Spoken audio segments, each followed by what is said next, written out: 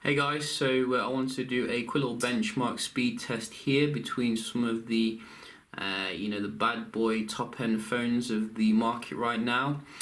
We do have from left to right the Xperia Z5 Premium, the iPhone 6s Plus, which is very nice, the Nexus 6P as well, which I've been using as my daily driver. We do also have the LG V10, which needs a new back, I think, and finally the Note 5 here, which is a very nice phone. So I wanted to check out the speed of all these here, running some pretty standard benchmarks such as Antutu as well as Geekbench. But first we're just going to try and start them up at the same time here to see if we can see any kind of parity here when it comes to the starting up. And this one might be quite difficult, but we are going to give it a try here so we can see if there's a difference when it comes to startup. So how am I going to do this? It's going to take some magic. That's what it's going to do. So I think we can do this. Maybe. This one's going to be quite tricky actually. So 3, 2, 1. Whoa, slippery phone. 3, 2, 1. Let's go.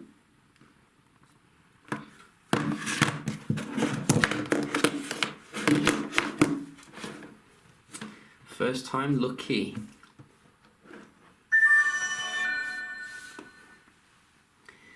So not in the original order, but you can see the iPhone does come first.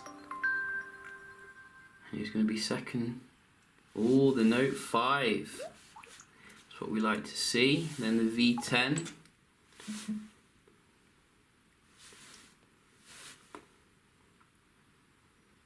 Who's going to be third? Fourth, should I say. Oh, it's going to be the Sony. It's going to be the Sony. No, it's not. It's in the Nexus. Oh, that was literally identical. I couldn't see then, you know. I'd probably have to like rewind that. But you can definitely see the iPhone is way out in front here when it comes to booting up. Definitely an area of improvement, I think, for the other phones here. So basically we can just get rid of everything on all the devices here. Just make sure we are, fair in everything, so we can get a good speed test. And you can see a lot of swiping action here with them, which would be nice if we had a task killer like on some of them. But nevertheless, we can start off here with Antutu. So very popular benchmark here, very well known. We're using a 64-bit version where applicable. So we should run through this nice and quick.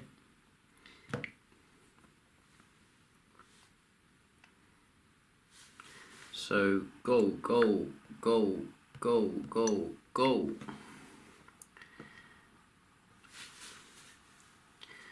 So, wow, this is noisy. So basically, in terms of the processing here, we do have a mixture of socks here. I don't mean the socks you put on your feet, I mean system on chip. So we're getting the Snapdragon 810 here versus Exynos 7420 versus the iPhone 6s Plus, Apple A9, and the Xperia Z5 Premium, Snapdragon 810 again, Snapdragon 808 in the LG V10. But generally day to day the V10 seems to keep up to the standard when it comes to the other handsets here, and sometimes surpasses them. I have been reading the Apple A9 single core performance is actually still better than the new Exynos 8000 series, as well as the Snapdragon 820. So that's quite interesting that the A9 is so good when it comes to single core. But then again, you know, it's multi-core as well is very important when you're multitasking, I'm guessing, which you do get a lot of multitasking opportunities on Android. But nevertheless, you can see here the V10 and the Note 5, the Z5 Premium, pretty much neck and neck here. Z5 Premium going out in front, maybe, which is quite interesting. Definitely a very good decision for Sony to basically make sure that, you know, the screen resolution defaults to Full HD, as you can see here, Full HD, so that it doesn't affect the battery life and things like that. Very clever implementation.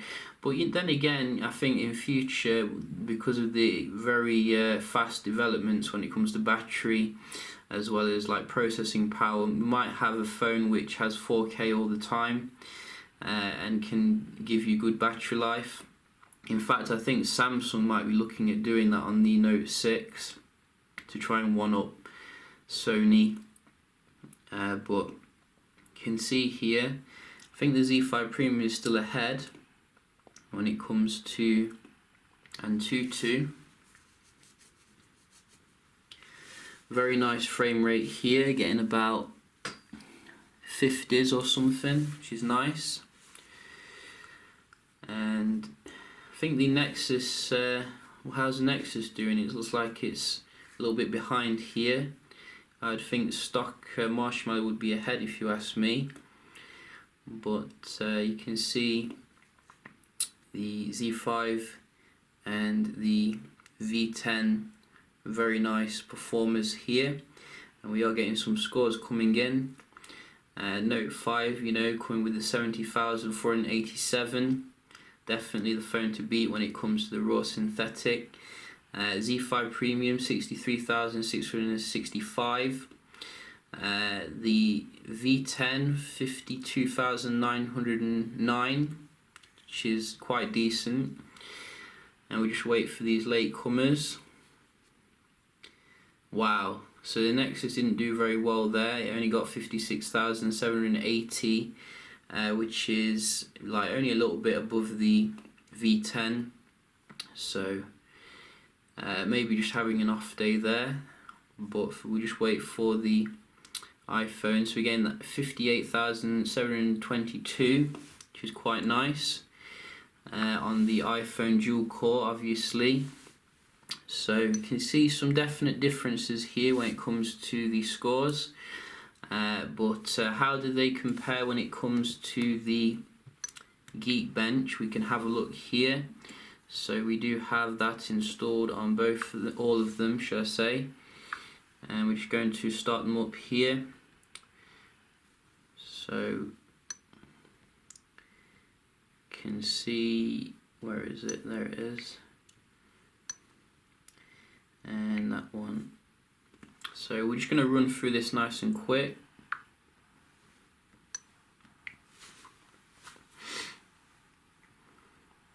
I know the iPhone is a beast here on this particular test.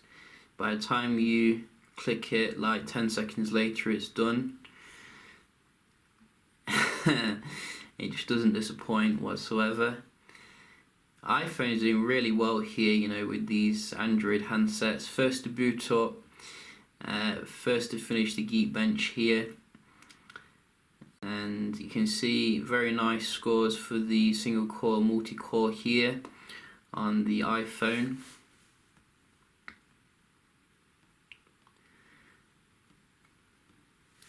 So the Note 5, brilliant score when it comes to multi-core, as you can see, well up there.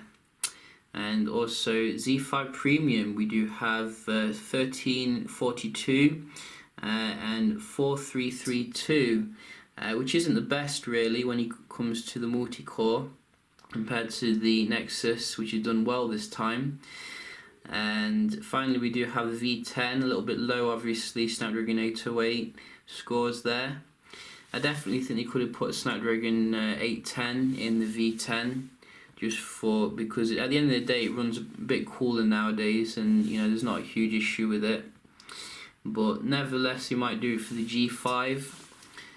So you can see very nice sitting on top of the pile here when it comes to the Note 5 though. When it comes to the multi-core, the single core obviously the domain of the iPhone here, which I was expecting really. But yeah, you know, some interesting differences here. Definitely looking forward to the processing technology of the Snapdragon 820. New Huawei Kirin chip as well is coming very soon. So yeah, hope you enjoyed the video, and if you did, don't forget to leave a like, and I'll see you in the next one. Cheers.